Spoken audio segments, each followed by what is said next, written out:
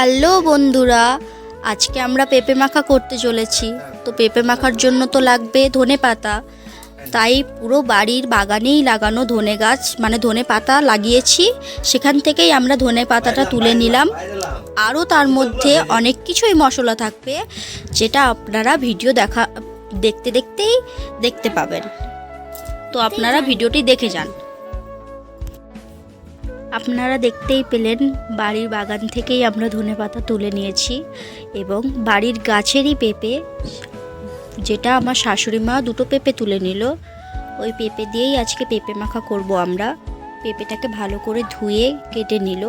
আর পেঁপে কাটার সময় আপনারা লক্ষ্য করবেন, পেঁপে যেন ভালো করে আঁশটা ওঠানো যায়, যেন আঁশটা যেন না থাকে। আঁশ থাকলে কিন্তু পেঁপে একটু খেতে বাজে টাইপের হতে পারে। এবং কেটে আপনারা ভালো করে ধুয়ে নেবেন। ধুয়ে নেওয়ার পর আপনাদের বাড়িতে হয়তো তো মেশিন থাকতেই পারে। আপনি দেখতেই পাচ্ছেন আপনারা ভিডিওতে যে কিভাবে মেশিন আর পেঁপেগুলোকে ভালো করে ধুয়ে নেওয়া হয়েছে। এবং ভালো করে আপনাদের এই জাতীয় মেশিন থাকলে বাড়িতে, এতে করে ঘষে নিলে বেশি ভালো হবে খেতে। আর আমরা তো দেখাবই কি কি আছে পেঁপের সঙ্গে দেওয়ার জন্য।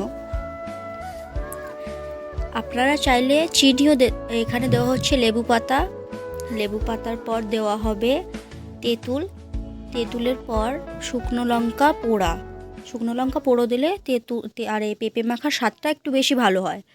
তারপর নুন, তারপর জিরে, সমস্ত কিছু দিয়ে। আর আমরা এখানে গুড় ব্যবহার করেছি, আপনারা চাইলে চিনি দিয়েও মাখতে পারেন। সর্ষের তেল আছে সঙ্গে, সর্ষের তেলের সঙ্গে আছে কাঁচা লঙ্কা, জিরের গুঁড়ি,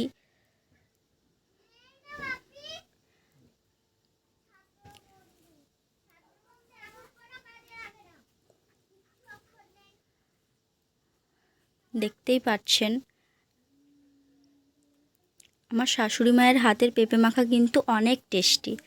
আমি জানি না আপনারা কেমন বাড়িতে মাখবেন, তাও ভিডিওটা যদি ফলো করতে থাকো তাহলে এরকম পেঁপে মাখলে আপনাদেরও স্বাদ লাগবে।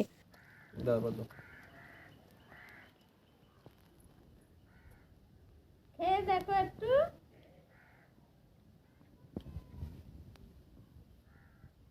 নুন টুন হয়েছে নি?